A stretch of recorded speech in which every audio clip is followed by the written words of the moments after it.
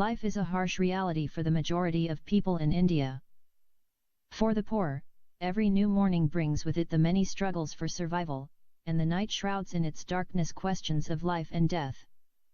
The destitute go without food for days, and it is not uncommon for some to starve and die in the streets like stray dogs abandoned by their owners. In big cities such as Bombay, Calcutta, Madras, and New Delhi, many people are homeless, living on the streets, in railway stations or shanties of discarded packing material and rags. Many can ill afford 3 meals in a day, and for most, breakfast is a luxury.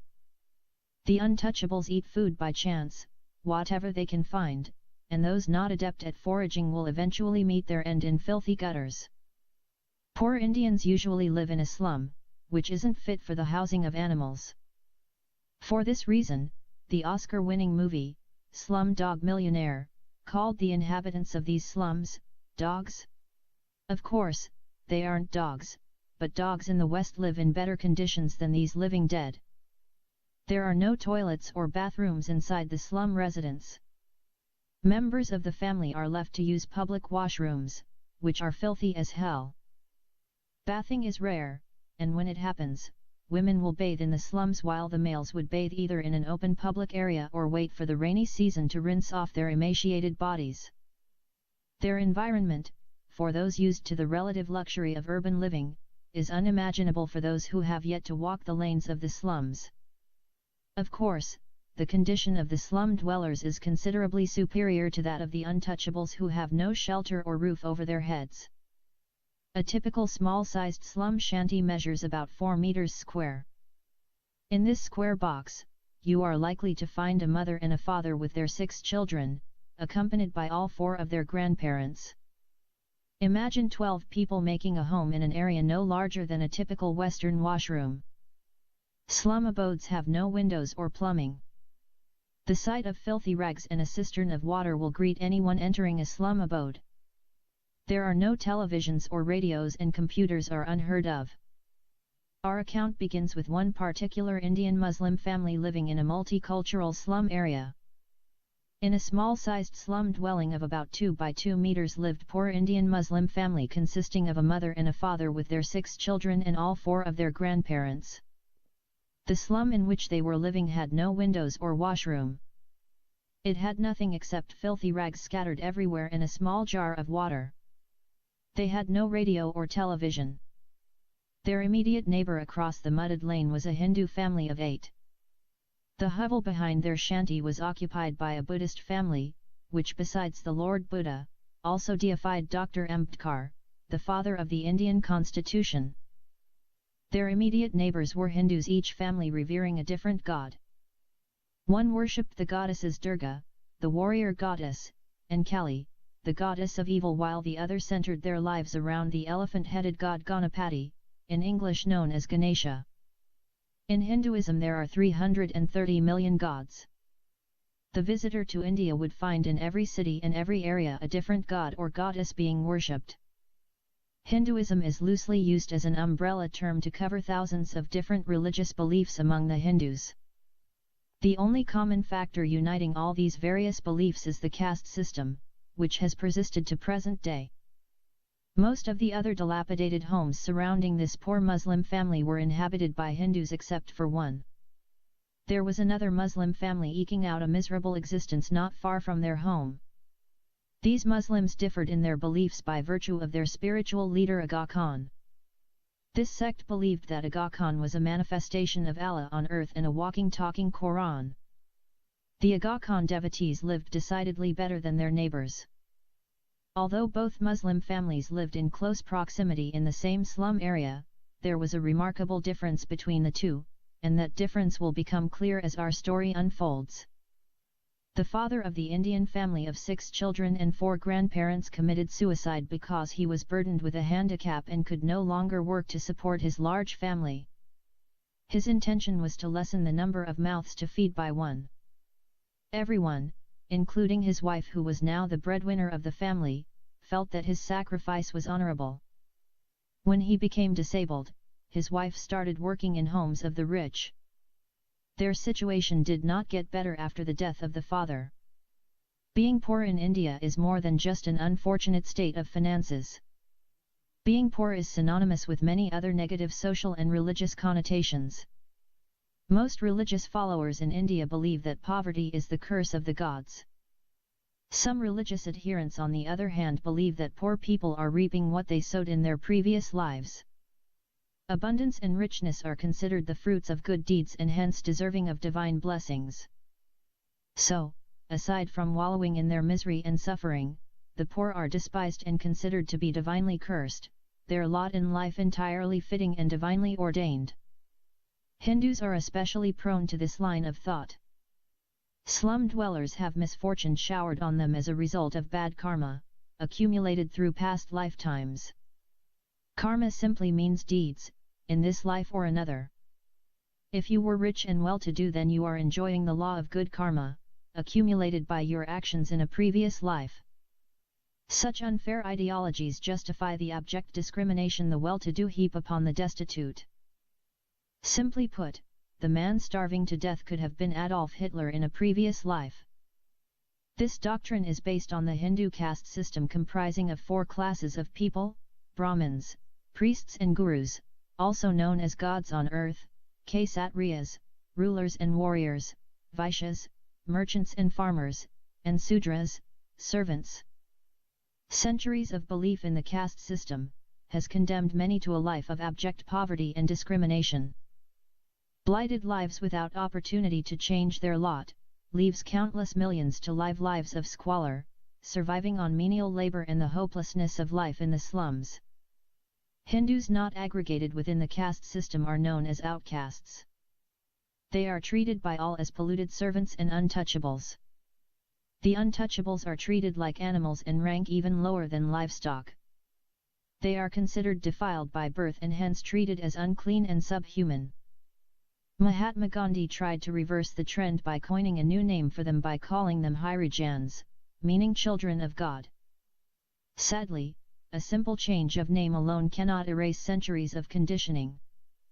Apart from the new name, they are exactly where the caste system has put them all this time. Given their social and cultural status, they are simply unclean and all castes avoid touching them. The Brahmins and the other castes do not allow the Harijans to drink water when they come to work in their homes because they believe this would defile them. No one would marry an outcast. This is the ugly side of Hinduism. The damage done to these people are beyond remedy. Most of the dwellers of the slums are either low castes or untouchables. While it is predominantly a Hindu value, it matters not what their religious backgrounds are, they are all equally discriminated accordingly. The slums themselves are very filthy and full of flies, mosquitoes, cockroaches, and lizards. Very narrow gutters separate rows upon rows of shanties. The footpaths double as garbage dumps, storm drains, sewage passages and toilets. Needless to say, one must tread carefully. Children and women too afraid to venture into public washrooms at night will use the alleys and footpaths. The resultant assault on a newcomer's sense of smell can be overpowering. There are many sad and disgusting details too innumerable to mention of the misery and plight of those unable to rise above their miserable existence, and which causes the heart to search for answers and the eyes brim with tears and futility. Let us return to the misfortunes of our first Muslim family. They have 5 sons and a daughter. The daughter is the oldest, at 7 years old. Every child is younger to the one before him and older to the one after him by 9 to 10 months. In fact, slum people have no other means of entertainment or enjoyment other than sex. They cannot afford to go to the movie theater or visit a beach or any other place. The only recreation available to them is sex with each other or their neighbors. After all, it is free. Sex outside marriage is a very common thing among the slum residents. The day takes its toll on the inhabitants of the slums. A working day lasts from sunrise to sunset, and rest is uppermost on the mind of one who has worked all day to earn a pittance. Usually parents of poor families work from early morning until late evening. When they return home overcome by the fatigue of the day, they quickly fall fast asleep. Desire, stirs a man or a woman sufficiently rested, and despite the rigors of the day, a husband will find it in himself to satisfy the urge to make love to his wife. After sleeping for a few hours, the husband might force his tired body out of sleep and crawl to the body of his wife to have sexual intercourse. Sometimes, the wife may not even realize this because she would be dead to the world. If lucky, she responds to him, but more often than not, she lies exhausted from toil and the oppressive heat of the slum. Occasionally, the husband might stop halfway when his son or daughter awakes due to the disturbance of this sexual activity. This is because all 12 members of the family sleep on the floor in this washroom-sized lodging. Privacy in this act is not afforded as families sleep together in the one room, and any physical or vocal expression of their union is tempered by the proximity of 3 generations of the one family. Violation of one's privacy is an unheard of concept. If you are a light sleeper, you are more than likely hear the sexual exploits of your neighbors as if they were right there beside you. Anyway, the daughter of this poor Muslim family is named Ifat, meaning chaste, pure, virtuous, and modest. The first 4 sons are named after the first 4 successors of the Prophet of Islam, which are known as the rightly guided caliphs, Abu Bakr, Omar, Osman, and Ali. The last son is named Muhammad after the Prophet of Islam. The mother is called Rayhana after the Jewish female slave of the Prophet Muhammad. The father is called Rafi Khan. The family lived on the meager earnings of Mr. Khan before an accident at work rendered him incapacitated. This was a great tragedy for the family. At that time, Rayhana was not working because Mr. Khan would not allow his wife in her young age to go from house to house cleaning, cooking and working in the homes of the rich. He was afraid that his young wife might have to share her virtue among the lustful rich. As a matter of fact, Rayhana was a very beautiful woman. She was like a lotus flower growing out of a muddy swamp in a dense forest. For those not in the know, the lotus thrives in very muddy and dirty waters, but the petals of the lotus are of the most lustrous white, which never seem to stain from the water of its sustenance. After Mr. Khan's accident, which necessitated the amputation of both his legs, he was forced to allow Rayhana to seek employment in the homes of the rich. This set him into depression, as he could not bear the guilt and the shame of allowing his stunning wife running from house to house, exposing herself to all kinds of abuse and harassment. His situation was made worse by the fact that no one in the family was strong enough to move him, even for a simple task of relieving oneself in the public washroom. The humiliation of not being able to exercise simple dignities led him to seek ways to end his life. At first, Mr. Khan thought to immolate himself, saving his family the trouble and the expense of keeping him alive. He realized that that method might leave them without house and home, as his home was basically a fire hazard. He could not electrocute himself, as they had no supply. There was no medication he could take to pass away in his sleep or kill him painlessly. Not being well informed, he did not know he could just cut his wrists and bleed to death. He had no rope to hang himself, and even if he had a rope, where would he fasten it? If he tied it up to the shaky roof, the slum might collapse without killing him. In that case, he would merely end up destroying his family's slum and live to face the consequences. That would be another unnecessary tragedy for his poor family. Mr. Khan thought of many ways to kill himself, but none was practical and would result in dire consequences for his already destitute family. At last, Mr. Khan took his life in a very painful and cruel way. He stabbed himself in the heart with his own knife and died. As he predicted, his wife had only to wash his blood off the floor of the slum after the government workers came to carry his corpse away. The government extends help to those who cannot afford to bury their dead due to their adversity. Mr. Khan died without a pension, for in India, only the families of government workers were entitled to collect pensions of a family member. After his accident, Mr. Khan was not given any kind of workers' compensation or disability benefits. There was nothing of that sort in India. Like all other third world countries, India does not have a government-assisted welfare benefit program. If you don't work, you basically starve to death. In India, starving to death and dying on the streets is an everyday occurrence. After her husband's selfless suicide, the entire responsibility of her 6 children and parents and her in-laws rested on her shoulders. Her parents and those of her late husband were aged, but ambulatory. The 7-year-old Ifat was the main caretaker of her 4 grandparents and 5 brothers while her mother was at work. Although merely a child, she had to babysit her brothers and mind her grandparents. She even learned to cook and did most of the work for her poor family. By the way, slum dwellers don't like to send their children to school. Of course, no one could blame them for that. Besides, education is not compulsory in India. The decision to educate their children or not is a choice left entirely to the parents. Children as young as 6 and 7 years old are allowed to work in India.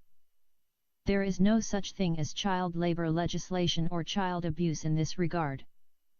As long as the child is strong enough to carry a tea tray full of 6 or 7 cups of tea, he can be put to work. None of the 6 Khan children attended school. Mrs. Khan did not send her daughter Ifat to work in the houses of the rich Indians because of the fear of exposing her to sexual molestation, harassment, or even rape. Nonetheless, shortly after the death of her husband, Rehana Khan allowed her 6-year-old son, Abu Bakr, to clean tables and serve water to customers of a nearby tea shop.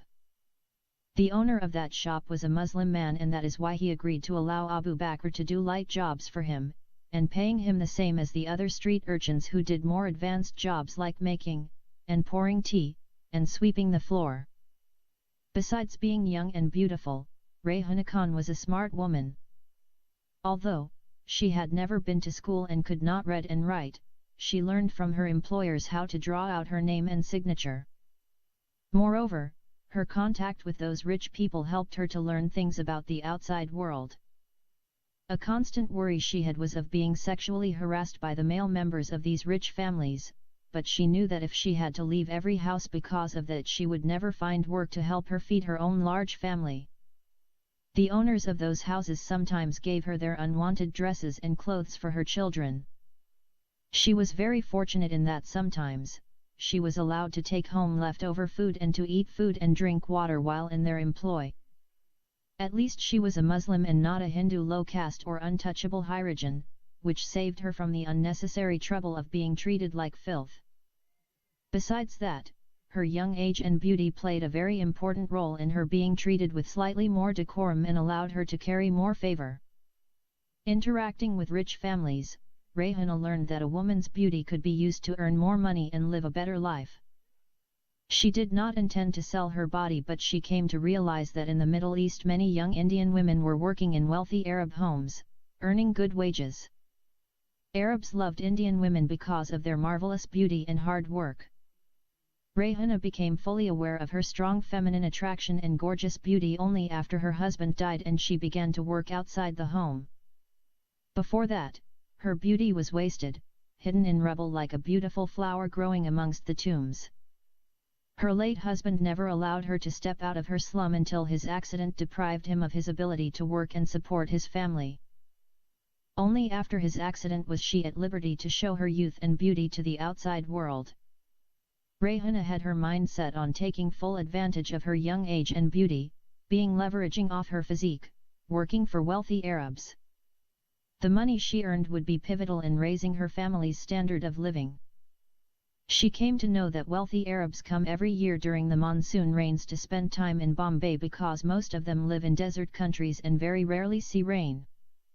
The majority of them come to feast on the bodies of Indian prostitutes. Someone rightly said, the tourism of the Arab man is the woman.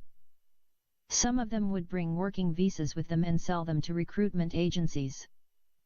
Agencies would usually demand no less than 500,000 rupees per visa, a princely sum for Rehana. For that reason, she decided to go to Kolaba area of downtown Bombay and try her luck.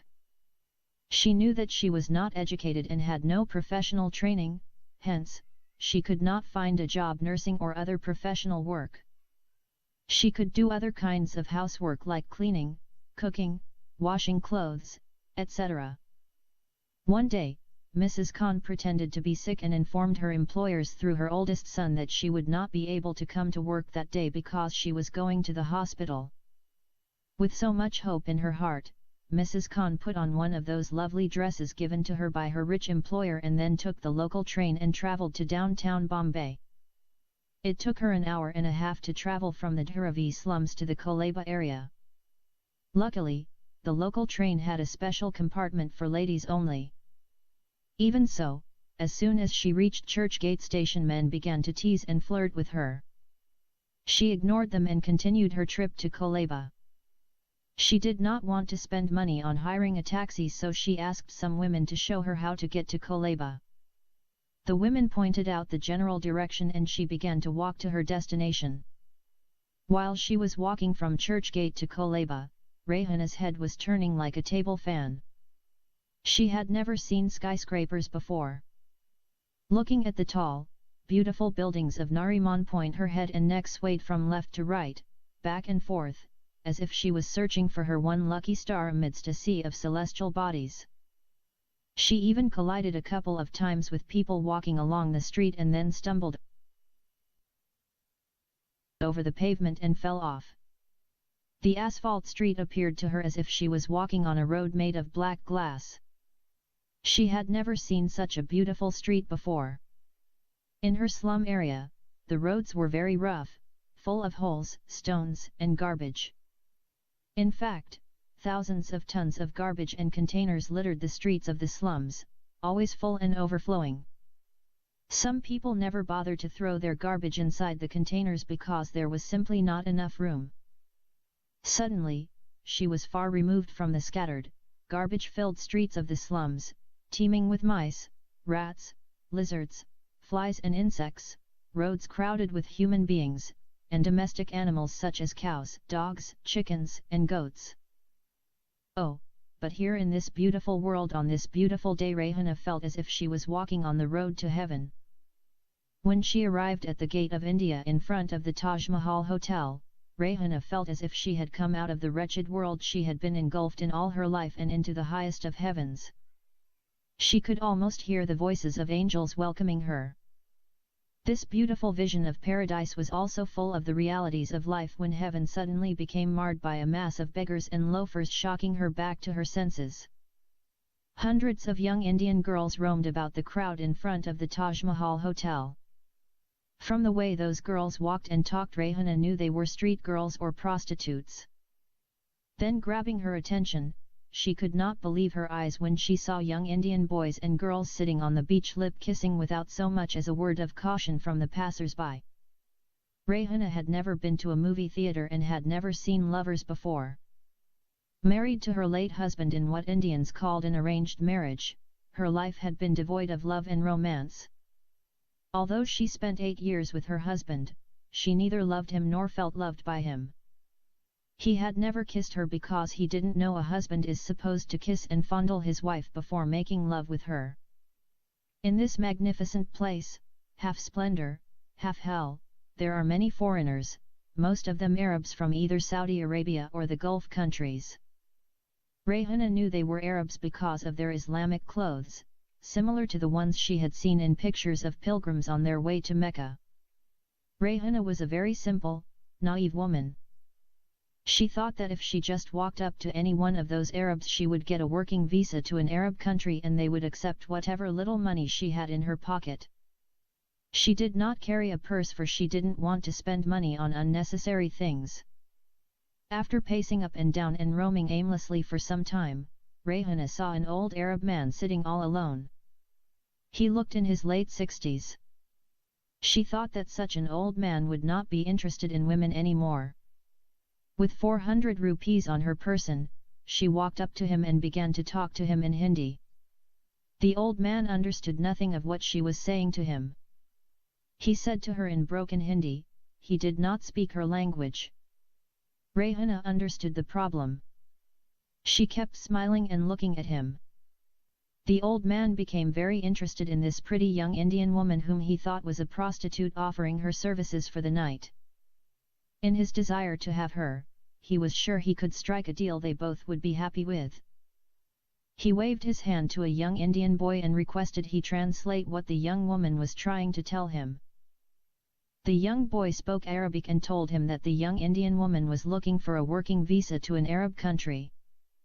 When informed of this by the young lad, the old man became disappointed that this pretty young thing wasn't a call girl and was looking for a work visa instead. Nevertheless, he ignored her request and asked the Indian boy to ask her how much she would charge for the night. The boy understood what the Arab man wanted and decided he could profit from this situation. He knew that Rayhana wasn't a prostitute. He changed the question and asked her how much she was prepared to pay for a visa to Saudi Arabia.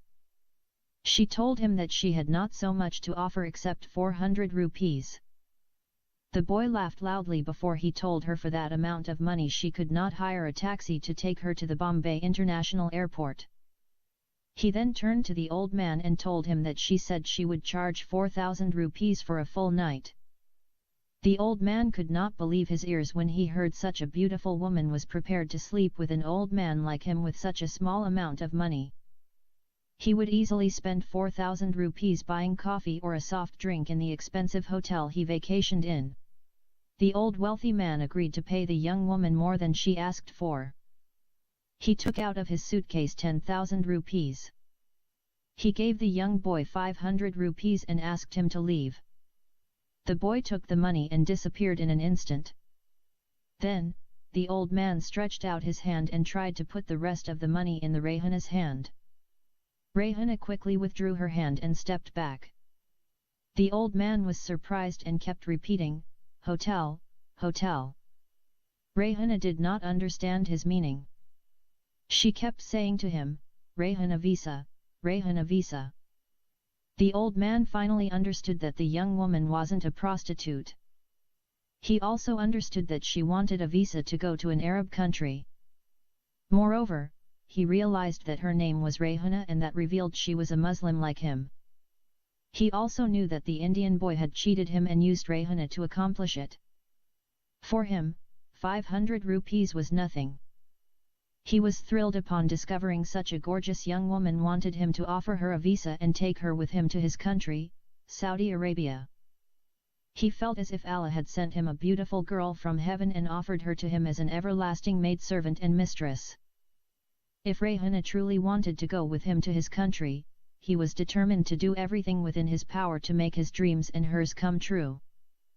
Before he made this hasty step, he decided to find a reliable interpreter and get all the information he could about Rayhana and find out exactly what it was she wanted. He knew of a recruitment agency that he often sold visas to. He took out his cell phone, dialed the number of the recruitment agency, and requested they send a reliable interpreter and preferably someone other than an Indian. The agency told him that they had a Sudanese student working for them and that he would perform the interpretation quite well. The old Arab asked him to rush to the location as quickly as possible. He was afraid Rayhana might get fed up and leave, so while waiting for the interpreter he kept repeating, "Rayhana visa, Rayhana visa." Rayhana kept smiling and saying the same thing. The happiness on the face of the old man assured Rayhana that the old man was going to fulfill her dreams. He anxiously counted the seconds. It took the interpreter over half an hour to arrive in a taxi at the place where his sills were urgently needed. As soon as the Sudanese boy showed up, the old man asked him to tell the Indian woman that he was ready to give her a visa and take her with him to the Kingdom of Saudi Arabia as a maidservant. Rayhana was overjoyed when she heard those promising words. She said that she would love to go to the Arab country to work as a maidservant in the house of the old man. The Sudanese boy asked the old man how much he wanted Rayhana to pay for the work visa. The old man told him that he did not want her to pay a single rupee. Further, he was prepared to give her the visa for free and also pay for her airfare. The Sudanese could not believe his ears when he heard the old man willing to make such a large and generous offer.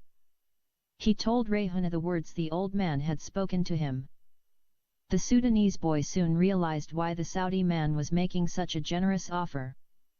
Rayhana was extremely beautiful and the old man wanted to take her to his country to use her as a mistress. Rayhana did not expect such an old man to be interested in somebody like her. She was nobody to him. Besides, there were many other young Indian girls roaming the streets of Kolaba ready and willing to offer their bodies for very little money. Why then should he favor her over and above all those other girls much younger than her? She concluded that the old man favored her because she was a Muslim woman.